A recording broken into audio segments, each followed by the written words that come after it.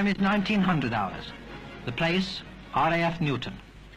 Location, the Air Training Corps' annual wing parade, when all the squadrons of the North Wing have an opportunity of getting together.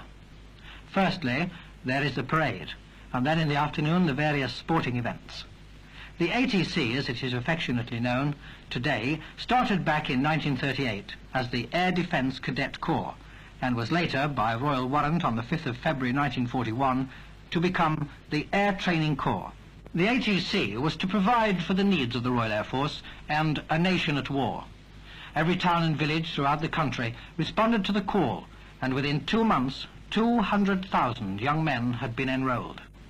War continued until August 1945, when Japan surrendered. The ATC's wartime task accomplished, it now turned its attention to peace.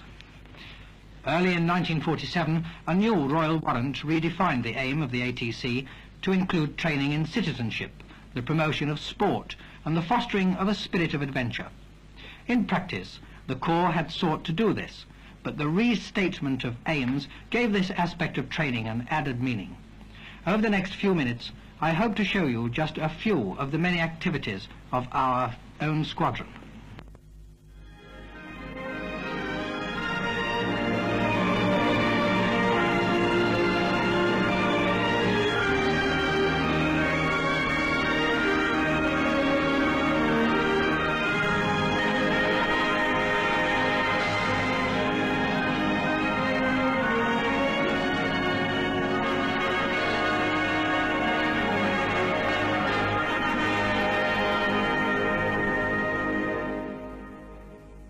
This is our headquarters in Keyworth.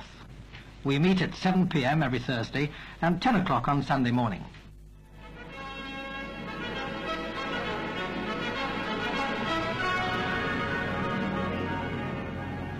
Our civilian committee will contribute quite a lot to the needs of the squadron.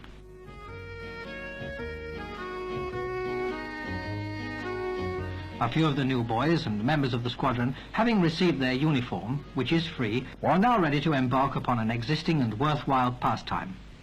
Our motto, venture, adventure. Drill is included in the training, and correctly carried out is a source of great pride to the cadet. It should be their aim to achieve a high standard in drill, deportment, and personal appearance.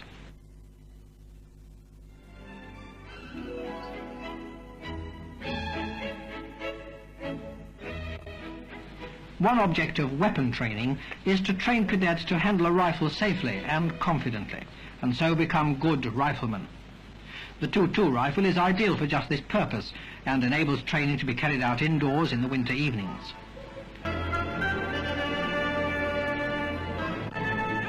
Weather conditions are just right for gliding.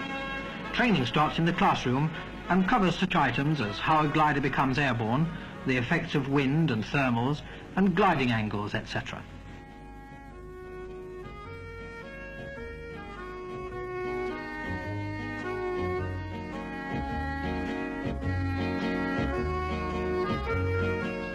We then continue in the hangar, covering the controls and instruments of a glider of the same type of control circuit as a conventional aircraft, for example, the Chipmunk, and the pilot has similar controls to operate them.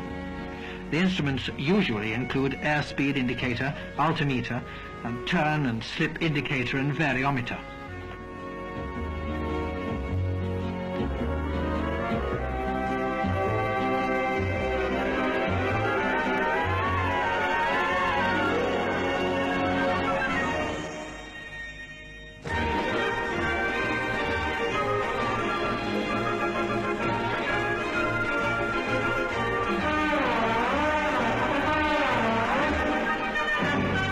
The time has now come to take the glider out onto the airfield. There is no shortage of willing hands at this stage. Excitement is quite apparent.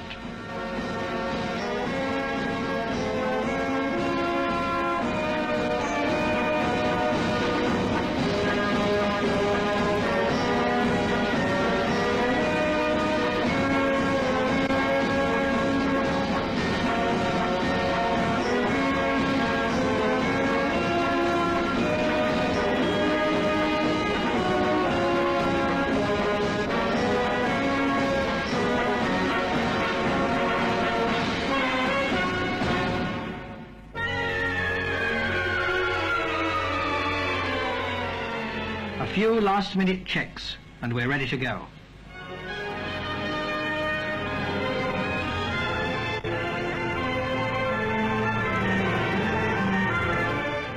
Winch launching is the method used by the ATC. The winch has a powerful engine which drives a drum containing rather more than 1,000 yards of steel cable. Normally the winch is sighted upwind of the aircraft and the cable is drawn out to the glider at the other end of the field.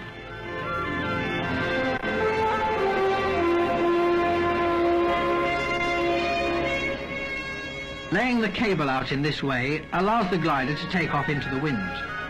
The cable is attached to the glider and slack is taken up.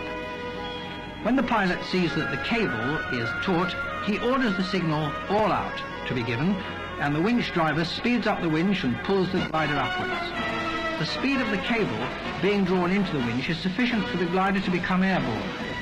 The pilot can climb steeply to a point almost above the winch. Then, as the cable is at an angle of about 80 degrees, and most of the taut is downwards, the pilot releases the cable which falls to the earth, steadied by a small parachute, and is rolled in by the winch driver.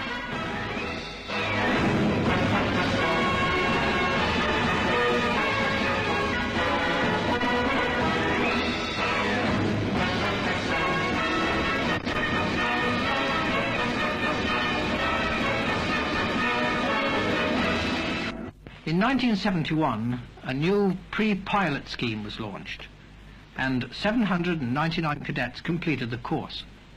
It is no wonder that the cadets' glider pilot wings are brevet of those cadets who have achieved this success. There are two types of glider used for training cadets for the proficiency standard, one in which the instructor sits beside the pupil and the other in tandem. That is, the instructor sits in a separate cockpit behind the pupil. These are dual control aircraft, having duplicate controls for the instructor and the pupil.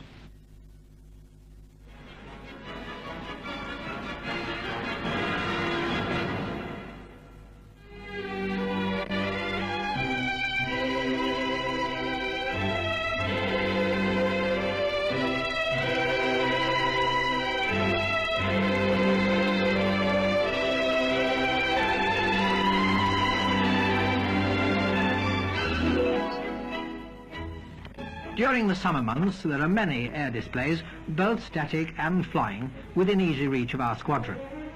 Transport is arranged for the cadets on these occasions. The displays are usually situated at Royal Air Force stations, giving us the opportunity of seeing some of the famous wartime aircraft used in the Battle of Britain.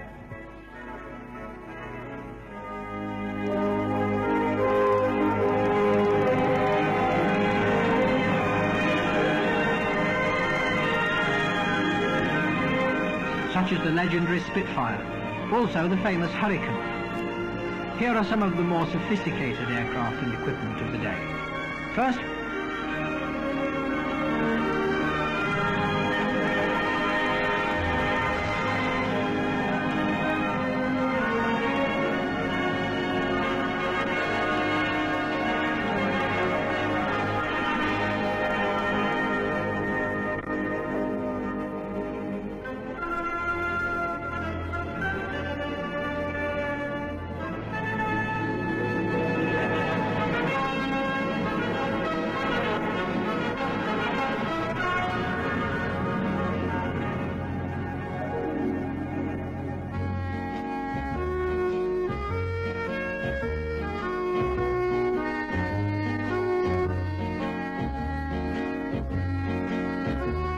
First camping under canvas, and then enjoying the hearty campfire breakfast, we see some members of our squadron preparing to move out and take part in a sponsored walk organised by the ATC.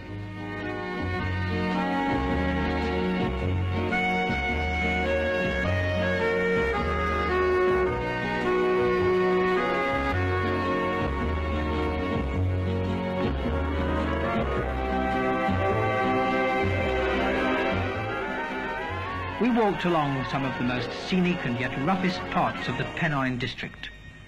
With training of this nature, expert guides are on duty in various parties. Adventure training is very popular with the squadron. A weekend in the Peak District by courtesy of the youth hostels, or using our own tents is looked upon as a great occasion.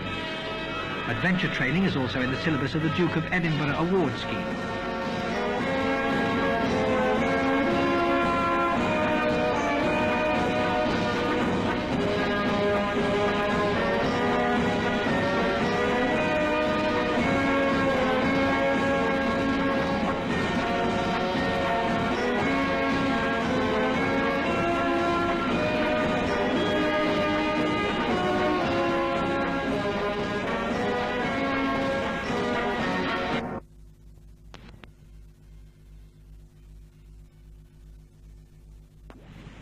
Now, whatever your type of sport, we can usually cater for it in the ATC.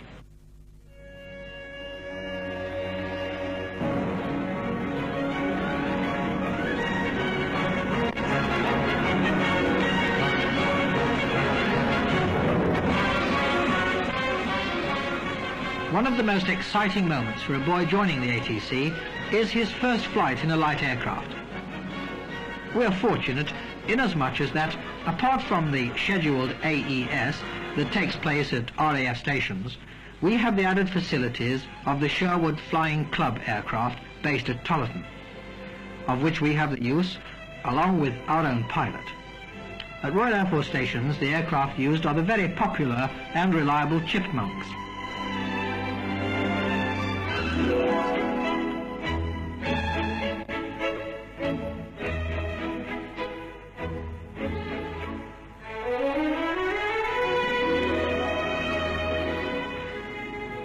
Here at Tollerton today, we're flying the Piper Cherokee.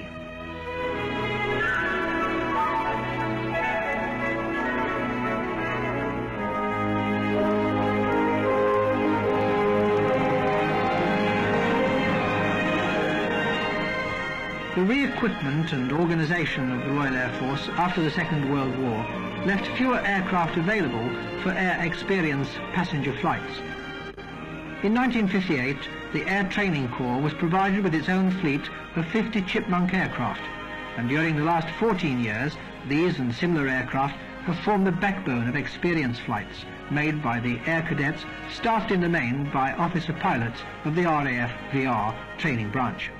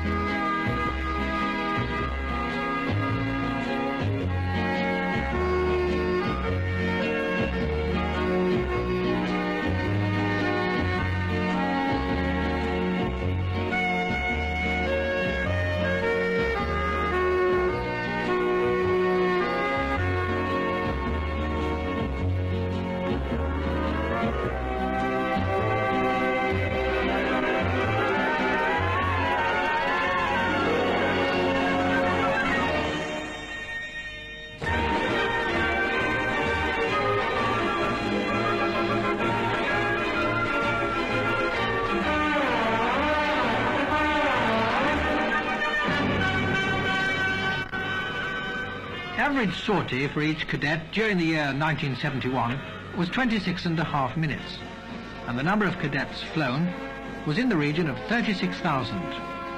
A further 45 to 50% of cadets attending annual camp during 1971 were also flown in Chipmunk aircraft. Many cadets, either at annual camp or on overseas flights, had the opportunity to fly as passengers in other types of aircraft. And although this lacks in some extent the satisfaction of personal involvement, it is nevertheless, to some degree, fulfilling the aim of the Corps, that of air experience.